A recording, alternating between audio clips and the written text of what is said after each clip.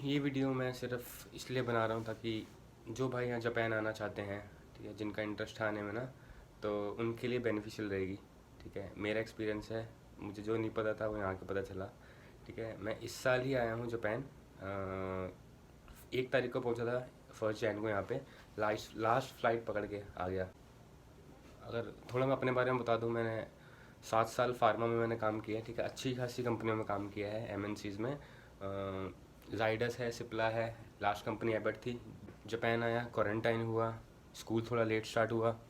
ठीक है, और उसके बाद आते ही बाई तो यहाँ इजी है, इजीली मिल जाती है, कोई दिक्कत वाली बात नहीं है। ठीक है, जिनको जैपनीज़ नहीं आती उनके लिए भी बाई तो इजीली मिल जाती है, जिनको बिल्कुल नहीं आती उनके लिए भी मिल जाती है, बट उनको थोड़ा बैकवर्ड काम मिलता है। मतलब यहाँ पे जैपनीज़ की बिल्कुल ज़रूरत नहीं है। जैसे यहाँ पे है बेंतो हो गया, लंच बॉक्सेस बनाने, वहाँ बिल्कुल जैपनीज़ की ज़रूरत नहीं है। और कुरियर कंपनीज हो गई, कुरियर आते हैं हैवी लाइट, सारे उठा के रखने होते हैं, अरेंज करने होते हैं। मीन्स अच्छी है, उनको यहाँ पे इजीली जॉब मिल जाती है। ठीक है, कोई दिक्कत नहीं होती। जब मैं आया था तो एक दोस्त मेरा सुपरमार्केट में काम कर रहा था, तो उसने शोकाई करा दिया था। यहाँ पे शोकाई की भी ज़रूरत बहुत पड़ती है इंट्रोड्यूस करवाने की, क्योंकि जो जैपनीज़ होते हैं उनको चाहिए होता है कि ये गारंटर कि हाँ भैया कुछ गलत ना कर दे।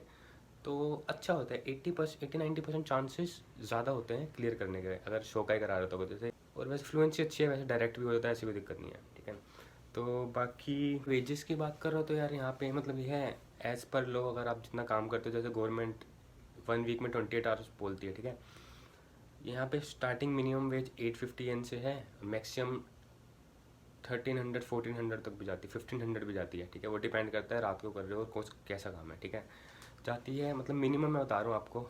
ठीक है, करोगे यार आपके अकाउंट में 1 से ऊपर आएगा। मिनिमम जो भी काम करो, जितने भी वेजेस हैं, 1 से ऊपर आएगा अगर आप पूरा काम कर रहे हो तो।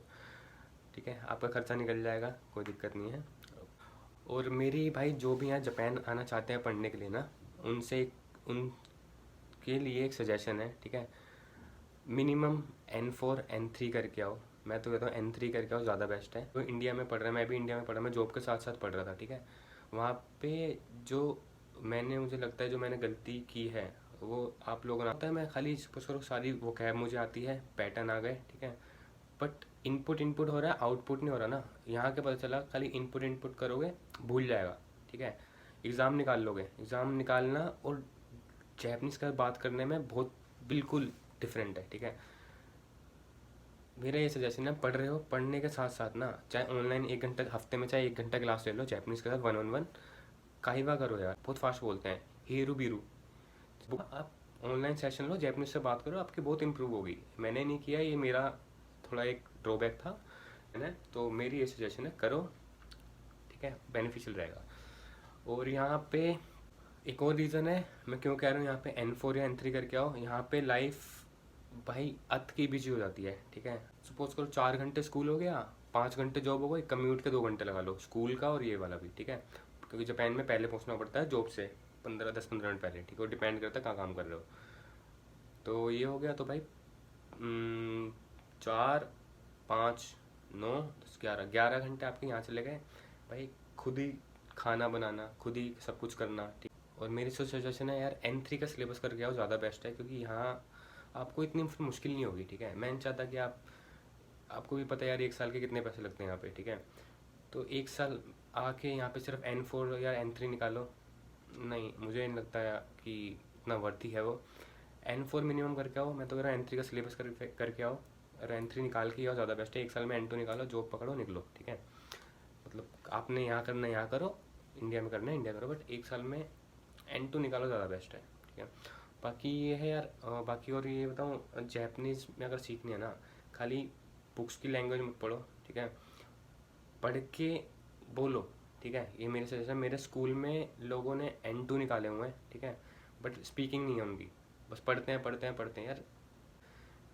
जो इंडिया में पढ़ रहे हैं भाई, देख मैं पढ़ा था तो मैं सिर्फ पढ़ रहा था। JLPT भी MBA स्कूल ने N3 का दिया था, क्लियर कर लिया, बट क्लियर कर लिया, मेरे से स्पीकिंग नहीं होती। रीज़न स्टार्टिंग में कह रहा हूँ भाई, अब हो जाती है, स्पीकिंग नहीं होती थी। रीज़न कभी मैंने जैपनीज सुनी नहीं, इंडिया में खाली पढ़ा पढ़ा, स्पीकिंग नहीं की, ना कभी किसी जापानीज से बात की, ना कभी किसी दोस्त से, कोचिंग में गया नहीं, ठीक है, इतना लिसनिंग कभी की नहीं, खाली पढ़ा पढ़ा, कोतोबा कोतोबा बुनपो, बस उसको आउटपुट नहीं किया। तो भाई यहाँ पे आके स्टार्टिंग में दिक्कत हुई थी। स्टार्टिंग में ये हुआ था कि भाई स्कूल में जो टीचर्स बोल रही हैं, स्टार्टिंग में नहीं समझ आता था, स्टार्टिंग में थोड़ा टाइम लगता था समझने में। अब स्कूल, ठीक है, स्कूल में जो टीचर्स बोल रहे हैं वो समझ आ रहा है, बाहर जो जापानीज बोल रहे हैं वो समझ नहीं आ रहा। तो भाई मैं थोड़ा सा वो मोटिवेशन डाउन हो गया था, ठीक है। फिर यहाँ पे जो दोस्त हैं उन्होंने बताया कि भाई यहाँ पर थोड़ा टाइम लगता है, 1 साल लगेगा, ठीक है, थोड़ा मतलब 1 साल लगेगा पूरा फ्लुएंसी अच्छी तरह बोलने से। अभी मैं भी अब कॉन्फिडेंस मतलब गेन हो गया, अब मैं बात कर लेता हूँ जापानीज से। रीज़न, क्योंकि काम पे जापानीज, स्कूल में जापानीज, कहीं हिंदी है नहीं, जापानीज जापानीज सुनते सुनते सुनते ना एक नेचुरली आप बोलने लग जाओगे जापानीज के साथ। तो मेरी ये सजेशन है, आने से पहले यार हफ्ते में 1 दिन चाहे जापानीज से 1 घंटे का ऑनलाइन सेशन लो, हफ्ते में 1 ले लो, अच्छी बात है, कॉन्फिडेंस गेन होगा। इनपुट के साथ आउटपुट भी ज़रूरी है भाई, बहुत, ठीक है। अब और मैं बता दूं, अगर आप बात करोगे तो अगर आप सोचोगे हाँ जापान आके आप कुछ नहीं करके आए, कुछ मिरेकल हो जाएगा, जादू हो जाएगा, अपना बोलने लग जाओगे, भाई नहीं, पढ़ना यहाँ भी पड़ेगा, ठीक है। जो आप जापानीज़ इंडिया में रह के 2 साल में पढ़ते हो, यहाँ 1 साल में मतलब आपका कवर हो जाएगा। और बेनिफिट ये होगा, यहाँ पे आपको एक्सेंट पता चल जाएगा। इंडिया में रह के एक्सेंट वो इम्प्रूव नहीं होगा, वो यहीं आके मुझे लगता है कि होगा, ठीक है। और ये जो और जो बुक की लैंग्वेज है, मैंने यहाँ पे एक चीज़ आके रियलाइज़ किया भाई, वो आके तो भाई साहब क्या बोलूँ, जो बुक्स की लैंग्वेज है और जो बाहर बंदे बोलते हैं भाई बिल्कुल अलग है, ठीक है। यहाँ पे लोकल लैंग्वेज चलती है, वो बुक्स में कहीं वर्ड लिखे ही नहीं है। तो मेरा ये सजेशन है, जो जापान आएंगे ना, आने के बाद भी खाली स्कूल की स्टडी और खुद से पढ़ स्कूल और घर में तो पढ़ोगे रूम में, ठीक है। उसके अलावा भाई बाहर जाओ, जापानीज दोस्त बनाओ, उनके साथ बात करो, उनकी फ्लुएंसी कैच करो, बोल क्या रहे हैं वहाँ। यहाँ पे सारे वो लोकल वर्ड्स बोलते हैं। अब जैसे मेरे काम पे एक हमें बोलते हैं एंड में जाते जाते ओत्सुकारे सामादिस, ठीक है, thanks for your hard work, ठीक है। उसका उसको शॉर्ट में बोलते हैं ओस, ख़त्म।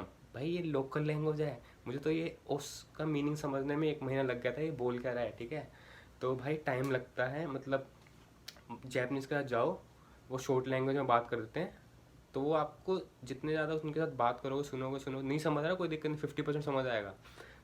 बात सुनोगे अपने आप हो जाएगा, प्रैक्टिस हो जाएगी। अब ये है, स्टार्टिंग में मुझे नहीं समझ आता था, अब आने लग गया और बात भी हो जाती है यार। अब बाहर जाओ, जापानीज़ दोस्त बनाओ, यहाँ पे इजीली जापानीज़ आपसे बात कर लेते हैं। जितने भी ओल्ड एज है ना 60 से अबव, मैं जितनी बार भी बाहर गया हूँ भाई, सब ने मुझे खुद ही आके मतलब स्माइल करके बात स्टार्ट, ठीक है।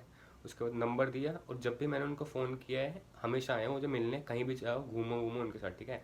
और यंग जनरेशन भी आप बात करो ईजिली आपसे, उनको भी, उनको मज़ा आता है। देखो उनको भी, किसी को इंग्लिश सीखनी होती है, किसी को वैसे ही इंटरेस्ट है कि हाँ भाई फ़ोनर से बात करें या जो भी है, बट मज़ा आता है। यहाँ पे इजीली पोलाइट हैं, यहाँ पे पोलाइट हैं, इजीली दोस्त बन जाएंगे। हफ्ते में 1 दिन घर पे बैठ के पढ़ने से बढ़िया जापानीज़ दोस्त बनाओ, उनके साथ बाहर जाओ, फ्लुएंसी कैच करो उनकी, ज़्यादा बेस्ट है।